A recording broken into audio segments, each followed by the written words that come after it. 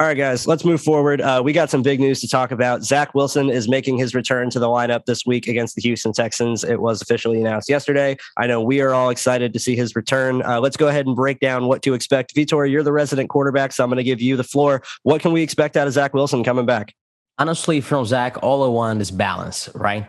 I don't want to see Mike White, the check down king. I don't want to see Zach Wilson, the too aggressive quarterback. I want to see a balanced quarterback with improved and better footwork, calmer. But I won't be mad if Zach commits mistakes. He's still a rookie. It will be his sixth or seventh start. It will happen naturally because that's the NFL. But we want to see the intangibles, right? We want to see Zach dropping back as calm as he did during preseason and in a field time against the Panthers in week 1. We want to see Zach with proper fundamentals like he showed in BYU. And we want to see Zach just playing the game of football with patience. He said today, it's not playing boring. I just need to make the proper decision. He knows it. He's going to get fooled from time to time. Jets fans cannot panic, but I just want to see those little things from Zach. We don't need explosiveness. We don't want anything too perfect. I don't want Zach to look like Joe Burrow in his first 3 games in his rookie year. I don't want Zach to look like Justin Herbert. I want Zach Wilson to be Zach Wilson, to be in the proper place in his development and show growth. That's going to be really important. And honestly, I believe he will. Watching tape on these offense, it's not only the quarterback play that was better compared to Zach Wilson's early in the season. Flacco, White, and Johnson, they play better. It was not only about the quarterback position. Those receivers are better. Elijah Moore is a lot better. Early in the season, it was not about Zach Wilson. He's now on the proper landmarks. You can see that he's just feeling the game. He's a much better route runner now. He's better. The running backs, Michael Carter, knows who's going to be out, but he's better. Ty Johnson catching the balls, he's better. The O-line, it's night and day. It's ridiculous how better those guys are. And those things Zach Wilson is going to feed off from. And also, Mike LaFleur is better, more experienced. He, found his groove. I called the word for him to play with more 11 personnel. I still want to see the Jets try to run the ball more out of 11 personnel using Mims or Davis or blockers, but still, he's better. Everyone around Zach's better. I think he's going to be better, and they're going to be really, really excited come 2022. I just really want to caution people from getting too excited about having Zach back. I mean, yes, be excited that our number 1 quarterback is back on the field, but temper your expectations, because I feel like people are like, oh, now that he's set, he's going to come out with this magical rebirth and be the quarterback that we need. And like you're just saying, he's going to have a lot of the same issues that he had before. But yeah, well, we hope to see a little bit more. The one thing I'm a little concerned about is our right tackle. Since it seems like, do we have any news on Moses yet? Well, he came back into that game. He didn't, when he was hurt, he didn't stay out. I'm pretty sure he finished the game. So as far as I'm aware, I don't think there's any issues with him. I think he's not in the injury report. He just said he was sore. If he is in the injury report, I think he was limited. But honestly, he's training towards playing. Okay, so that's all good news then. And even when Connor McDermott came in, I think he was serviceable for all 5 plays that he was in there for, I guess. But yeah, it would just be nice to see Zach out there with all the healthy talent around him, specifically Becton and Carter. But you know what? Everybody's sort of in a good place around him that is healthy. And like you said with Moore, he's in a good place as well. So it'll be fun to see him, especially with Booth McClure. Yeah, he's in a much better situation than he was a handful of weeks ago. I think the team, like Vitor said, has improved in all areas, and that's definitely going to make an impact on Zach Wilson because he's not going to be having to do so much himself and overcompensate, and that's going to not make him into the mentality of having to play hero ball because he feels like he has to overcompensate. And that's why my point, quite honestly, for Zach more than anything else, just go out and have fun. Just be glad to be back playing. Be glad to be back in the lineup. Be comfortable. Be loose. Don't put too much pressure on yourself. Just go out and play your game and have fun. Don't try and be something you're not. Don't try and overcorrect too much and become check down Charlie and not look for the big plays downfield. Be still who you are, but just enjoy yourself. And I think that once the pressure is off of him and he can play looser, he's very much a rhythm quarterback. Just get into that rhythm, get loose, get comfortable, get into a rhythm, find Elijah Moore because he's beating anybody he lines up against. And I think that he can have a solid rest of the way. Like you said, Matt, temper expectations.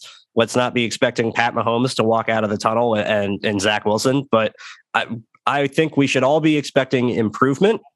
How much improvement is yet to be seen, but we should be expecting improvement. We should all be rooting for Zach to succeed. We should be happy that our starting quarterback is back, and we should be looking forward to the future because these next 7 games are all going to be about development for 2022 and beyond. Yeah, that's it. Couldn't agree more. And just a little run up through the injury report. The Jets' only offensive players that are in the injury report are Corey Davis, who looks like he hurt his groin in practice today, and Michael Carter. So Morgan Moses looks like he's good to go. And we got to wait and see on Denzel Mims, who's still in the COVID list. Let's see if they pull him out, especially if Davies now in the injury report. But bottom line is that the O-line is healthy, and basically every single playmaker that Zach Wilson has will be there for him.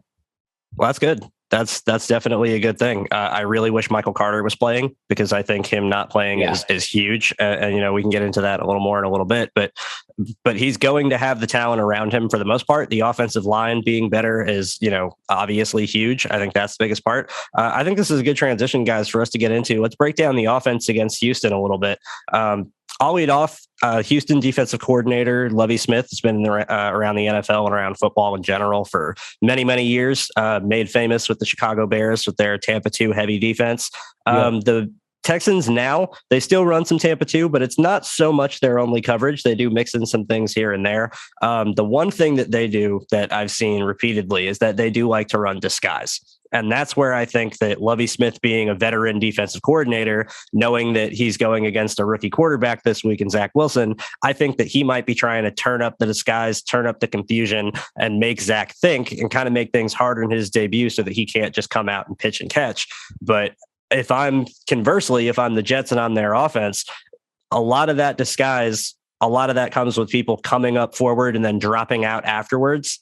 And even though Michael Carter isn't in this game, I think you got to be able to establish the run, and you got to be able to punish those linebackers from going backwards. If they're going to be going backwards at the snap, then you got to run at them, and you got to get the ability to kind of get some free yards, back them out of that double A gap that they like to do, and kind of force them into a more static coverage.